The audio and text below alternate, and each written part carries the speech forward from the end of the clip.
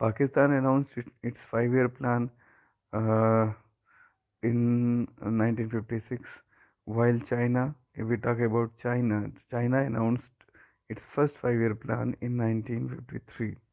Since 2018, Pakistan is working on the basis of 12th 5-year development plan 2018-2023. China is working on 14th 5-year plan 2021-25 until March 2017. India has following 5-year plan based developmental model. India and Pakistan adopted similar strategies such as creating a large public sector and raising public expenditure on social development till 1980s. All the three countries had similar growth rates per capita incomes. Where do they stand today in comparison to one another? Before we answer this question, इससे पहले 1980 तक लगभग 1947, 48, 49 से लेकर के 1980 तक तीनों countries लगभग एक ही जैसा काम कर रहे थे, एक ही जैसा परफॉर्म कर रहे थे इन टर्म्स ऑफ इकोनॉमीज। लेकिन आफ्टर 180s 1980s स्थिति क्या है दोनों कंट्रीज़ की, तीनों कंट्रीज़ की, इसे हम यहाँ पढ़ने वाले हैं। और हम इस आंसर को देने से पहले हमें थोड़ा सा पढ़ना पड़ेगा कि चाइना और पाकिस्तान इनकी इकोनॉमी कैसे काम करती रही है।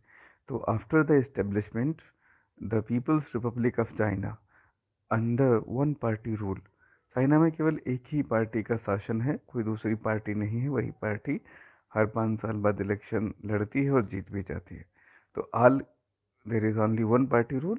All critical sectors of the economy, enterprises, and lands owned and operated by individuals were brought under government control. One party rule के अंतर्गत चाइना में जितने भी लैंड्स हैं, land hold and operated individuals हैं, वो सब गवर्नमेंट कंट्रोल में काम करते हैं। अब एक टर्म आता है ग्रेट लीप फॉरवर्ड, GLF। ये क्या है? ये एक कंपेन था। It was initiated in the year 1958, and the aim of this campaign was at industrializing the country on a massive scale. बड़े लेवल पे इंडस्ट्रियलाइजेशन करना। कब किया गया ये? 1958 में। People were encouraged to set up industries in their backyard. अपने घर के बैकयार्ड में लोगों को इंडस्ट्रीज लगाने के लिए इनकरेज किया गया। In rural areas communes were started under the commune system. Commune का मतलब कम्युनिटी से होता है। कम्यून एक तरह का बड़ा परिवार होता है जहाँ बहुत सारे लोग एक साथ रहें, मिलजुल करके रहें, अपने संसाधनों को एक साथ कोलेबरेट करें, कोऑपरेटिव बेसिस पे जहाँ काम करें। People collectively cultivated lands. लोगों ने चाइना में कम्यून सिस्टम के अंतर्गत क्या किया? मिलजुल करके खेती करना शुरू किया। They started collectively cultivating the lands in the year 1958। there were 26,000 communes covering almost all the farm populations. लगभग सारी की सारी जो खेती हो रही थी वो 26,000 कम्यून्स बन गए थे और उन्होंने सब ने कम्यून सिस्टम में ही काम करना शुरू किया। GLF कंपेन जो था, this campaign met with many problems. इस कंपेन में बहुत सारी दिक्कतें आई। A severe drought caused havoc in China. Severe माने बहुत गंभीर, ड्राट माने सूखा पड़ा और इससे तबाही मच गई चाइना में। Killing about 30 million peoples. लगभग 30 मिलियन लोग। 30 मिलियन लोगों का मतलब है लगभग 3 करोड़ लोगों की डेथ हो गई। When Russia had conflicts with China, it withdrew its professionals who had earlier been sent to China. China और रशिया के बीच में थोड़ा सा कन्फ्लिक्ट्स हो गए तो रशिया ने चाइना में जो ये 3 करोड़ लोग जो जिनकी डेथ हो गई थी सूखे की वजह से, रशिया ने अपने कुछ प्रोफेशनल्स वहाँ भेजे थे, उन्हें वहाँ से विड्रा कर लिया। ठीक है। और ये प्रोफेशनल्स गए क्यों थे? ये गए थे वहाँ पे इंडस्ट्रियलाइजेशन प्रोसेस को आगे बढ़ाने के लिए। तो 1965 में माओ माओ ने इंट्रोड्यूस किया एक नया सिस्टम, और वो सिस्टम था ग्रेट प्रोलेटेरियन कल्चरल रिवॉल्यूशन। ये 1966-76 में इसकी शुरुआत हुई, under which students and professionals were sent to work and learn from countryside. Countrysides माने अलग अलग ग्रामीण अंचल से जो टीचर्स थे, जो स्टूडेंट्स थे, प्रोफेशनल्स थे, उन्हें भेजा गया काम करने के लिए। इसका नाम क्या था? Proletarian cultural revolution. एक इस तरह का ग्रेट प्रोलेटेरियन कल्चरल रिवॉल्यूशन 1966-77 से शुरू हुआ, जिसमें स्टूडेंट्स और प्रोफेशनल्स जो थे इन्हें भेजा गया to work and learn from the countryside. Countryside से सीखने के लिए इन्हें भेजा गया काम करने के लिए। ठीक है। The present day fast industrial growth in China. इस समय इंडिया की जो ग्रोथ रेट है वो चाइना की जो ग्रोथ रेट है वो बहुत फास्ट है, and it can be traced back to the reforms introduced in 1978। 1978 में जो रिफॉर्म शुरू हुए उसकी वजह से माना जाता है कि चाइना की जो ग्रोथ रेट है वो काफ़ी अच्छी रही। China introduced reforms in phases. China ने फेजेस में रिफॉर्म किए। In the initial phase reforms were initiated in agriculture, foreign trade and investment sectors. In agriculture, for instance, commune lands were divided into small plots.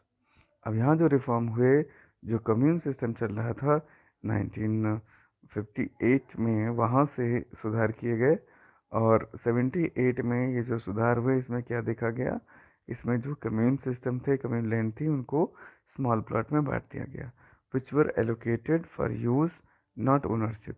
ये small parts में बांटे गए लेकिन use के लिए, सिर्फ खेती करने के लिए, ओनरशिप नहीं दी गई। ओनरशिप तो गवर्नमेंट की ही रही, लेकिन इंडिविजुअल्स के बीच में, इंडिविजुअल हाउस होल्ड के बीच में ये बांट दिए गए कि वो मिल के खेती कर सकें। ठीक है। They were allowed to keep all income from the land. हाँ, उन्हें ये मौका दिया गया कि वो खेती करें और वो जो इनकम होगी वो पूरी रख सकते हैं, आफ्टर पेइंग स्टिपुलेटेड टैक्सेस। जो ज़मीन है उस पर जितने तय किए गए थे, स्टिपुलेटेड मैंने जो उसके साथ टैक्स निर्धारित किए गए थे, उतने टैक्सेस देने के बाद ये था कि बाकी की सारी ज़मीन से जो इनकम होगी वो इंडिविजुअल हाउस होल्ड अपने पास रख सकते थे। तो इन द लेटर फेज, ये पहली फेज थी। लेटर फेज में क्या हुआ? Reforms were initiated in the industrial sector.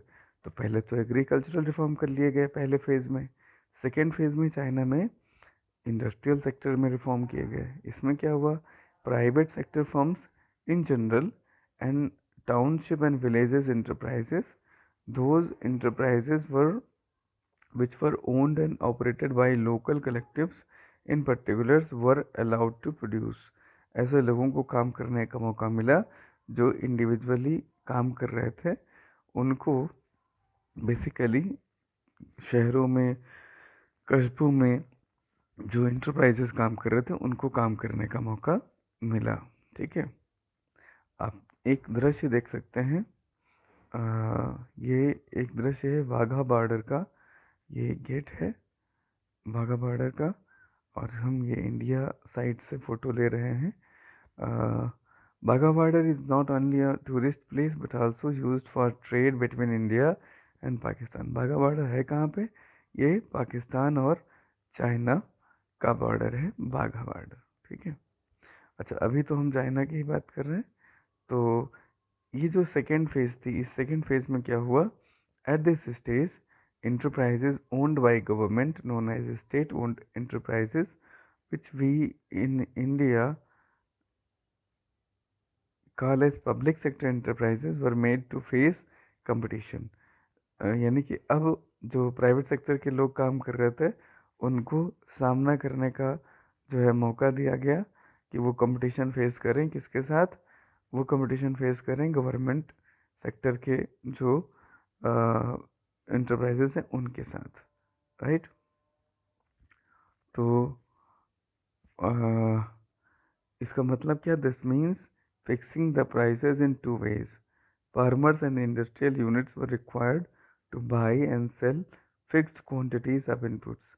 जो फार्मर्स थे या जो इंडस्ट्रियल यूनिट थे, इनको खरीदना और बेचना था उतनी ही क्वांटिटी जितने की इनपुट की या आउटपुट की जितने की तय की जाए। On the basis of prices, fixed prices भी फिक्स थे गवर्नमेंट के द्वारा। तो यानी पूरी तरह से कंट्रोल्ड इकोनॉमी रही चाइना की, ठीक है, फुल्ली कंट्रोल्ड इकोनॉमी। ओके, यहाँ ये इकोनॉमी कैसी थी, फुल्ली कंट्रोल्ड थी। ओके, यानी कि जो प्राइवेट सेक्टर थे, हाउस होल्ड थे, उनको काम करने का मौका दिया गया, और वहीं पे जो गवर्नमेंट सेक्टर के इंटरप्राइजेस थे उनसे कंपटीशन किया गया। ये जो लोग प्रोड्यूस कर रहे थे, ये कितना प्रोड्यूस करेंगे, कब प्रोड्यूस करेंगे, किस प्राइस पर बेचेंगे, खरीदेंगे, कितना बेचेंगे, खरीदेंगे, ये सब कौन तय कर रहा है चाइना में, चाइनीज़ गवर्नमेंट। ये सेकेंड फेज की कंडीशन थी। तो ओवरऑल इन चाइना में ये भी हुआ कि over the years as production increased, the proportion of goods or inputs transacted in the market also increased in order to attract foreign investors. Special economic zones were set up. ये हो गई बात China की।